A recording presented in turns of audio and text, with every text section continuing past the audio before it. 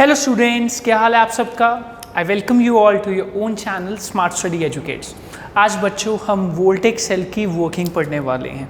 वोल्टेक cell क्या होता है? एलेजांड्रो वोल्टा द्वारा बनाया गया बेसिक सेल, जिससे हमें केमिकल एनर्जी को इलेक्ट्रिकल एनर्जी में कन्वर्ट करने की कंसेप्ट समझ लगा। तो आज इसी कॉन्सेप्ट को आगे बढ़ाते हुए हम इसकी वर्किंग समझते हैं। तो एलेजांड्रो वोल्टा ने क्या सेटअप किया था, बेसिक सेटअप था, आइए उसको देखते हैं। उन्होंने एक कंटेनर लिया, लेट्स से ग्लास कंटेनर, और उस ग्लास कंटेनर के अंदर सल्फ्यूरिक एसिड का सॉल्यूशन बनाया, सॉल्यूशन डाला, राइट। और इस ग्लास कंटेनर में दो electrodes, what are electrodes? Metal की प्लेट्स डिप की। एक मेटल था कॉपर, दूसरा मेटल था जिंक। अब आपके मन में ये बात आएगी कि इन्होंने दो अलग अलग मेटल प्लेट्स क्यों डिप की। इसके पीछे बच्चों थोड़ा सा केमिस्ट्री का पार्ट हम यहाँ पे रखना चाहेंगे। अकॉर्डिंग टू केमिस्ट्री हमें पता है कि जिंक और कॉपर का जो पोटेंशियल होते हैं, इलेक्ट्रिक पोटेंशियल्स, वो डिफरेंट होते हैं। फॉर एग्जांपल जिंक का इलेक्ट्रिक पोटेंशियल काफ़ी लेस होता है, 0.76 वोल्ट नेगेटिव में। इसका ये मतलब है कि जिंक 0.76 वोल्ट का मतलब क्या होता है? 1 volt is equal to 1 joule per coulomb.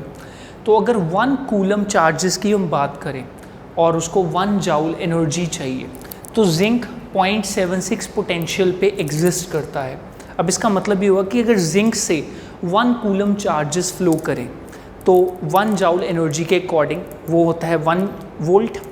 यहाँ पे 0.76 जूल एनर्जी उनको मिलती है। ये है जिंक के -0.76 का मतलब, काफ़ी लो पोटेंशियल है इसका। बट कॉपर का पोटेंशियल हाई होता है as compare to zinc, and that is 0.34 volt. 0.34 volt positive में, मतलब जिंक का पोटेंशियल, इलेक्ट्रिक पोटेंशियल कम होता है और कॉपर का इलेक्ट्रिक पोटेंशियल ज़्यादा होता है। दूसरे शब्दों में, आपको सिंपल शब्दों में बताऊं, अगर जिंक और कॉपर दोनों के पास इलेक्ट्रॉन पड़ा हो और दोनों ने इलेक्ट्रॉन को अपनी तरफ खींचना है, तो क्योंकि कॉपर का इलेक्ट्रिक पोटेंशियल ज़्यादा है, इसलिए वो उस इलेक्ट्रॉन को जल्दी जल्दी अपनी तरफ खींच लेगा। तो इलेक्ट्रिक पोटेंशियल से आप ये समझ लीजिए कि कौन ज़्यादा जल्दी, ज़्यादा तेज़ी के साथ इलेक्ट्रॉन को पुल कर रहा है। That is the concept of electric potential. Okay, now यहाँ पे हमने इन इलेक्ट्रोड्स को एक सर्किट में कंप्लीट किया। कैसे? हमने यहाँ पे वायर लिया, यहाँ पे वायर लिया और यहाँ पे एक बल्ब लगा दिया। अब बल्ब क्यों लगाया जाता है? बल्ब तो टेस्टिंग के लिए लगाया जाता है। तो जब आपने स्टार्टिंग में यहाँ पे बल्ब लगाया तो बल्ब ग्लो नहीं करेगा क्योंकि करंट नहीं फ्लो हो रहा, बट थोड़ी सी देर दीजिए और यहाँ पे चमत्कार होगा। चमत्कार क्यों कह रहा हूँ मैं? यहाँ पे आपके बिना कुछ किए, आपने बस सेटअप बना के छोड़ दिया एंड यहाँ पे स्पॉन्टेनियस रिएक्शन शुरू हो जाएगा। स्पॉन्टेनियस रिएक्शन शुरू हो जाएगा। स्पॉन्टेनियस रिएक्शन का मतलब है आपने बस सेटअप बना के छोड़ना है और अपने आप रिएक्शन होंगे, अपने आप ये बल्ब ग्लो होना शुरू हो जाएगा। कैसे? आइए उसको समझते हैं। देखिए बच्चों, जब सल्फ्यूरिक एसिड होता है तो सल्फ्यूरिक एसिड में 2 H पॉजिटिव आयॉन्स और एक सल्फेट आयॉन जिस पे -2 का चार्ज होता है, ये दोनों आयॉन्स उनमें से बनते हैं। और हमें पता है कि जिंक जो होता है, जिंक को भी अगर सल्फेट से रिएक्ट करना है, देखिए जिंक सल्फेट अगर बनाना हो, जैसे मैंने अपने वोल्टेक सेल के प्रिंसिपल में बात की थी, तो जिंक सल्फेट बनाने के लिए जिंक का +2 आयॉन और सल्फेट का -2 आयॉन चाहिए होता है। बट यहाँ पे तो जिंक मेटालिक फॉर्म में है और कॉपर भी मेटालिक फॉर्म में है। तो होगा क्या? होगा ये कि कॉपर का इलेक्ट्रिक पोटेंशियल हाई है और जिंक का इलेक्ट्रिक पोटेंशियल लो है। तो कॉपर की कोशिश होगी कि वो जिंक से इलेक्ट्रॉन पुल करना शुरू कर दे, मतलब जिंक से कॉपर की तरफ इलेक्ट्रॉन फ्लो होने शुरू हो जाएंगे क्योंकि कॉपर के पास ज़्यादा पोटेंशियल है, वो इलेक्ट्रॉन खींचना चाहता है। तो as copper has high potential, high electric potential, then zinc, it will attract electrons from zinc. It will attract electrons from zinc. और जब जिंक से इलेक्ट्रॉन निकाले जाएंगे तो होगा क्या? ये जिंक का एटम है, मेटालिक फॉर्म में तो एटम्स ही होते हैं। यहाँ से अगर 2 इलेक्ट्रॉन निकाल दिए जाएं, माइनस कर दिए जाएं, तो जिंक का आयन बन जाएगा, राइट। और यहाँ पे जिंक का आयन बन जाएंगे, और आयन जो होते हैं वो लिक्विड में सॉल्युबल होते हैं। बेसिकली यहाँ पे जिंक के आयन्स बनने लग पड़ेंगे। इसका मतलब यहाँ से इलेक्ट्रॉन कॉपर की तरफ जाएंगे और जिंक धीरे धीरे पुरने लग पड़ेगा, धीरे धीरे टूटने लग पड़ेगा और उसके आयन्स सॉल्यूशन में जाने लग पड़ेंगे।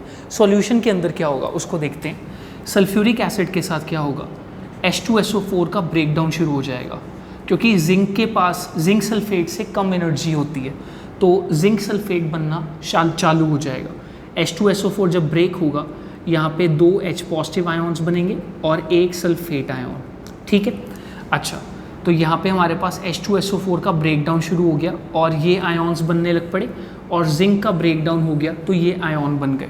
अब जिंक और सल्फेट आपस में रिएक्ट करेंगे, पर वो रिएक्शन कैसे होगा वो बहुत मज़ेदार चीज़ है समझने वाली। आइए समझते हैं। देखिए, यहाँ पे जब H2SO4 बन गया तो H पॉजिटिव आयन और SO4 2 नेगेटिव आयन।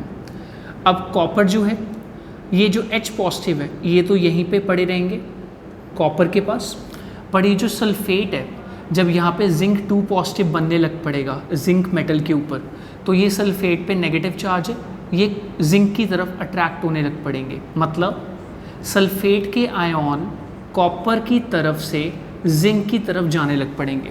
आप इस तरह से सोच सकते हैं कि जिंक यहाँ पे सॉल्यूशन के अंदर जिंक के ऊपर पॉजिटिव चार्ज है, 2 ही चीज़ों के ऊपर पॉजिटिव चार्ज है, यहाँ जिंक के ऊपर, यहाँ हाइड्रोजन के ऊपर। हाइड्रोजन से तो अभी सल्फेट अलग हुआ है। क्यों अलग हुआ है? क्योंकि जिंक सल्फेट की एनर्जी कम रहती है तो वो ज़्यादा स्टेबल रह सकता है। तो यहाँ पे जिंक पॉजिटिव, सल्फेट नेगेटिव, और पॉजिटिव नेगेटिव एक दूसरे को अट्रैक्ट करते हैं। तो ये जिंक का इलेक्ट्रोड है और ये सल्फेट आयन है, और इस साइड कॉपर है। तो सल्फेट आयन ऐसे जिंक की तरफ हिट करने की कोशिश करेगा, जिंक को अपने साथ रिएक्ट करने की कोशिश करेगा। इसका मतलब है सॉल्यूशन के अंदर, अगर आप थोड़ा सा सर्किट ध्यान से देखिए तो सॉल्यूशन के अंदर सर्किट कुछ ऐसा दिखाई पड़ेगा जिसमें सल्फेट आयन मूव कर रहे हैं। तो बेसिकली हो क्या रहा है, इस सॉल्यूशन के बाहर इलेक्ट्रॉन्स जिंक से कॉपर की तरफ जा रहे हैं, यहाँ पे आ रहे हैं, और यहाँ पे सल्फेट आयन अपना नेगेटिव चार्ज लेके जिंक की तरफ जा रहे हैं।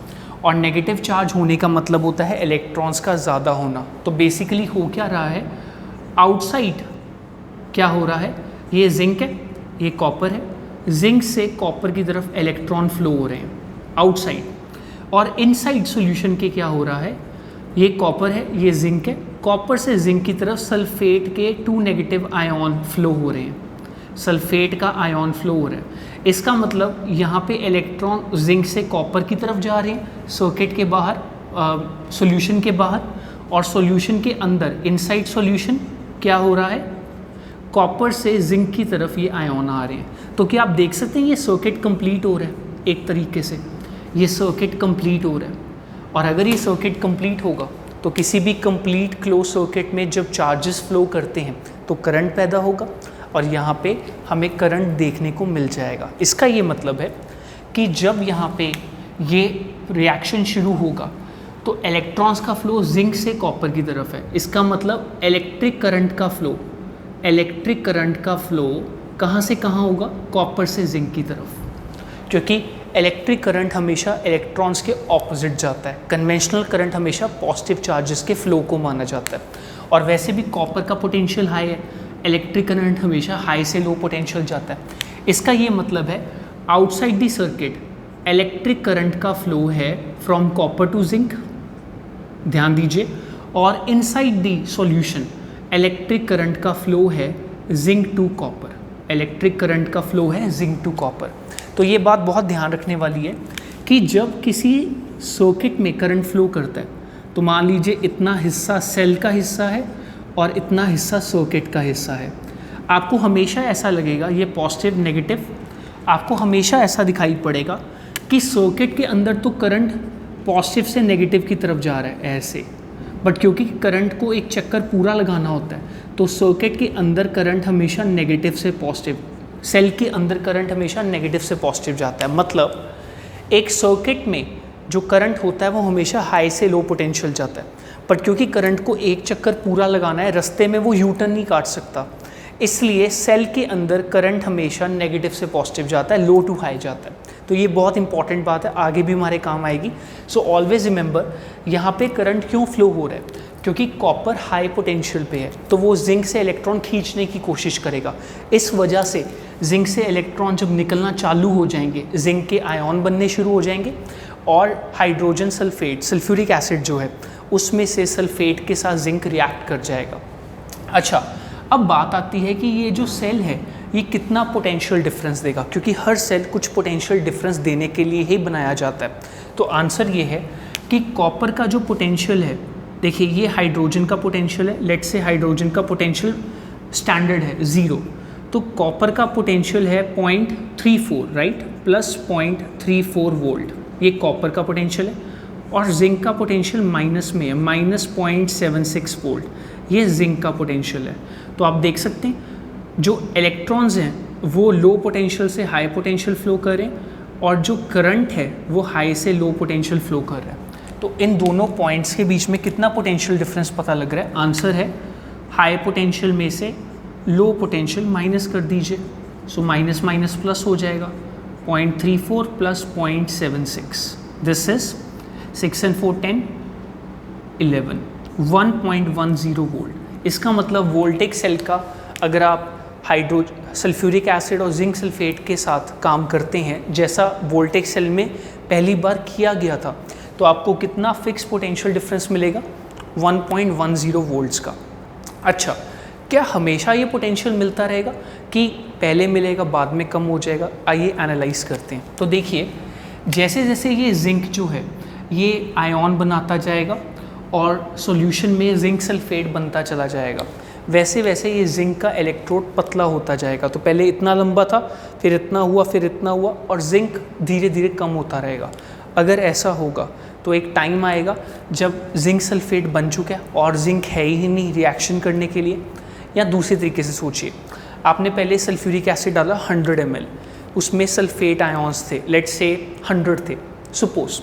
अब एक एक करके सल्फेट आयन्स ने जिंक सल्फेट बना लिया, और जिंक सल्फेट जब बन गया है उसके बाद में सल्फेट आयन्स और नहीं है, तो जिंक सल्फेट बनना बंद हो जाएगा। इसका मतलब ये पूरा सर्किट रुक जाएगा, क्योंकि सल्फेट आयन्स नहीं है तो ये फ्लो नहीं करेंगे, और अगर ये फ्लो नहीं करेंगे तो सर्किट ब्रेक हो जाएगा।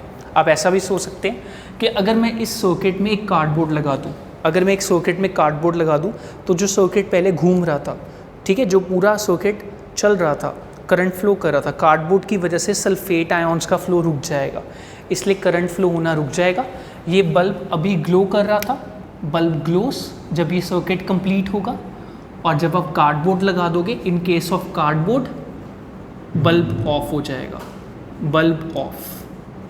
इसका मतलब है सर्किट कंप्लीट होना नेसेसिटी है।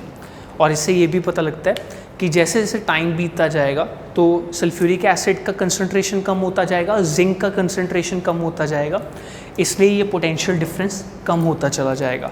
तो अगर आप चाहते हैं कि आपका ये सेल हमेशा 1.10 वोल्ट का पोटेंशियल डिफरेंस दे, तो आप इसमें बार बार जिंक का इलेक्ट्रोड चेंज करते रहें और सल्फ्यूरिक एसिड फ्रेश डालते रहें।